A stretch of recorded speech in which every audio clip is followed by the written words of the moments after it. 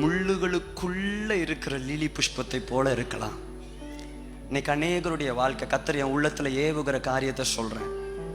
முள்ளுகளுக்குள்ள இருக்கிற அனுபவத்தை போல இந்த இடத்துல அநேகருடைய வாழ்க்கையின் அனுபவங்கள் இருக்கிறது. அப்படின்னா என்ன அர்த்தம்? ஆண்டவர் அந்த லீலி புஷ்பத்தை எதுக்குள்ள வச்சிருக்கிறாரு சொல்லுங்க சத்தமா. பக்கத்துல கையை பிடிச்சி ஒரு தீர்க்க தரிசனம் சொல்லிருங்க. உங்களுக்கு என்ன சிரிக்கிறீங்க? உண்மையா சொல்றேங்க. தீர்க்க தரிசனம்னா நம்ம ஆளுங்களுக்கு கண்ணை மூடிக்கிட்டு உனக்கு கருப்பா பாக்குறேன் வெள்ளையா பாக்குறேன்னா தான் நம்புவீங்க. நீங்களாம் ஒரு ஆமேன் சொல்ல மாட்டீங்களே. கண்ணை திறந்து விழிப்பா சொல்லுங்க. தீர்க்க தரிசனம் உங்களுக்கு சொல்றேன், சொல்லுங்க. என்ன தெரியுமா? நீங்க சொல்லுங்கம்மா பக்கத்துல, நீங்க லீலி புஷ்பம். அதனாலதான் ஆண்டவர் உங்களை முள்ளுக்குள்ள வச்சிருக்கிறாரு. புரியுதுன்றவங்களாம் கை தட்டி ஒரு அல்லேலூயா சொல்லுங்களேன். நல்ல சத்தமா ஒரு அல்லேலூயா சொல்லுங்க. ஆண்டவரே, ஏன் ஆண்டவரே இவ்வளவு போராட்டம், ஏன் ஆண்டவரே இவ்வளவு பிரச்சனை, ஏன் ஆண்டவரே இவ்வளவு புடுங்கல், ஏன் ஆண்டவரே இவ்வளவு பாடு? நீ லீலி புஷ்பமா இருக்கிறதுனாலதான் உன்னை ஆண்டவர் முள்ளுகளுக்குள்ள வைத்திருக்கிறார். வேதம் சொல்லுகிறது, நீதிமான்களுக்கு வரும் துன்பங்கள் கெட்டவனுக்கு கிடையாது, நல்லவனுக்கு தான் துன்பம் அதிகமா இருக்கும்.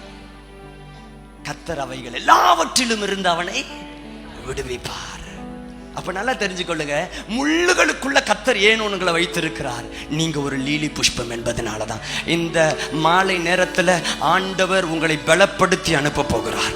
நீ சோர்ந்து போய் வந்திருக்கிறாய், காயப்பட்டு போய் வந்திருக்கிறாய், மனுஷர்களுடைய வார்த்தையினாலே மனம் உடைந்து போய் வந்திருக்கிறாய். சில நேரத்துல ஏன் ஆண்டவரே நான் வாழ்றேன், என்ன போதும் கர்த்தாவே. எலியா சொன்னார், என் ஜீவனை எடுத்துக்கொள்ளும், என் பிதாக்களை பார்க்கணும், நான் நல்லவன் அல்ல என்று புலம்பின நேரங்கள் உன் வாழ்க்கையிலே உண்டு. ஆனால் இன்றைக்கு கர்த்தர் சொல்லுகிறார், ஏன் தெரியுமா உன்னை முள்ளுக்குள்ள வைத்திருக்கிறேன். இந்த லீலி புஷ்பம் மொட்டா இருந்து கொஞ்சம் கொஞ்சமா மலர மலர மலர மலர மலர அப்படியே முள்ளுகள் அந்த லீலி புஷ்பத்தை சேதப்படுத்த ஆரம்பிக்கும். நீ மொட்டா இருக்கிற வரைக்கும் பிரச்சனை இல்லை.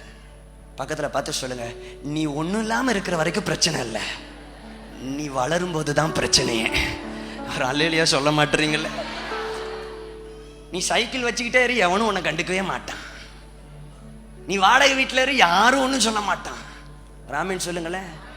ஆமா, நீ பரிதாபமா இரு, யாரும் உன் கூட ஒரு 10 பேர் இருக்கானா அப்படி பார்ப்பான். அப்படி ராமன் சொல்லுங்களேன். இந்த யோசேப்போட நிலைமையை பார்த்தீங்களா? அவன் கூட பிறந்த அண்ணன்மாரு எல்லாருக்கும் இவன் மேலதான் கண்ணு இருந்துச்சு. ஏன்னா அவன் அங்கே எப்படி இருந்துச்சு? ராமன் சொல்லுங்களேன். கனி இருக்கிற மரத்துக்கு தான் கல்லடி. உங்களை பார்த்து ஒருத்தன் பொறாமப்படுறான்னா உங்ககிட்ட விஷயம் இருக்குன்னு அர்த்தம். பக்கத்தில் பார்த்து சொல்லிருங்க, உங்களை பார்த்து ஒருத்தங்க பொறாமப்படுறாங்கன்னா உங்கள்கிட்ட விஷயம் இருக்கு. இன்னைக்கு இந்த வெளிப்பாடு நிறைய பேருக்கு தெரியாது. நீங்க ரொம்ப ஃபீல் பண்ணுவீங்க. பாருங்க பாஸ்டர், அவன் பொறாமப்படுறான். உங்ககிட்ட விஷயம் இருக்கிறதுனால தான் பொறாமப்படுறான். உங்ககிட்ட நல்ல கனிகள் இருக்கிறதுனால தான் அவன் பொறாமப்படுறான். உங்ககிட்ட வாசனை இருக்கிறதுனால தான் அவன் பொறாமப்படுறான். கவலைப்பட வேண்டாம். ஆண்டவருக்காக நன்றி சொல்லுங்க. ஒரு அல்லேலூயா சொல்லுங்களேன். ஆமா, மொட்டா இருக்கிற வரைக்கும் பிரச்சனை இல்லை. அது மலர மலர மலர மலர ஆரம்பிக்கும் போது நெருக்கம் அதிகமாக ஆரம்பிக்கும். நெருக்கம் அதிகமாக ஆரம்பிக்கும். என்ன அதிகமாக ஆரம்பிக்கும்? நெருக்கம் அதிகமாகும். அப்போ அந்த நெருக்கம் அதிகமாக அதிகமாக இந்த இதழ்கள் எல்லாம் கிழிக்கப்பட ஆரம்பிக்கும். உன் வாழ்க்கையில நீ வளர வளர வளர முதலாவது நெருக்கம் அதிகமாகும். நெருக்கம் அதிகமாக அதிகமாக நீ கிழிக்கப்படுகிற அனுபவத்துக்கு ஊடாய் கடந்து போவாய். நீ காயப்படுகிற அனுபவத்துக்கு ஊடாய் கடந்து போவாய். சில நேரத்தில் ரத்தம் வெளியே வரக்கூடிய அளவிற்கு வேதனைகள் உனக்கு காணப்படும். இயேசு அப்படித்தானே கெத்சமனே தோட்டத்துல ரத்தம் வெளியே வரக்கூடிய அளவிற்கு வேதனைப்பட்டார். அந்த அளவிற்கு வேதனையின் உச்சகட்டம் வாழ்க்கையில வரணும்.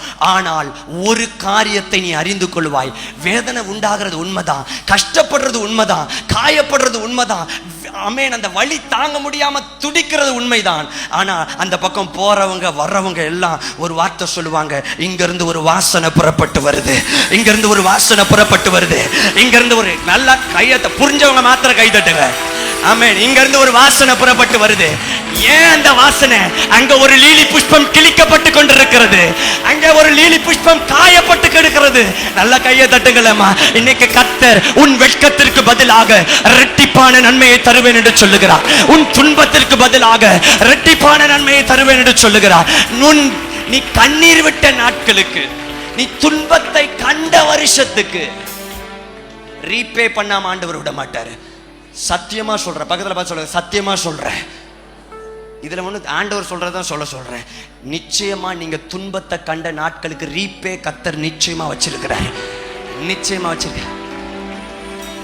அதனால நான் எப்பயுமே சொல்லுவேன், உன் சத்துரு அழிஞ்சு போகணும்னு தயவு செய்து ஜெபம் பண்ணாதீங்க.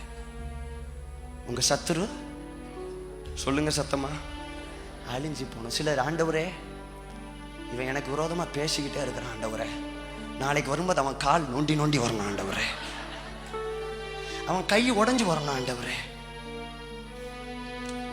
அது வேண்டாம் நம்ம ஜெபம். இன்னைக்கு ஒரு பாஸ்டர் சாட்சி சொல்றாரு, எனக்கு விரோதமா ஒருத்தன் எழும்புனா ஆண்டவர் அவனை தூக்கிட்டார். இதுவாயா சாட்சி?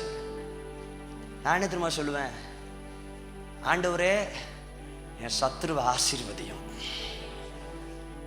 ஏன்னா நான் உயர்த்தப்படுறத பார்க்கறதுக்கு அவன் உயிரோடு இருக்கணும். கர்த்தர் என் கொம்ப உயர்த்துறத பார்க்கறதுக்கு அவன் உயிரோட இருக்கணும்.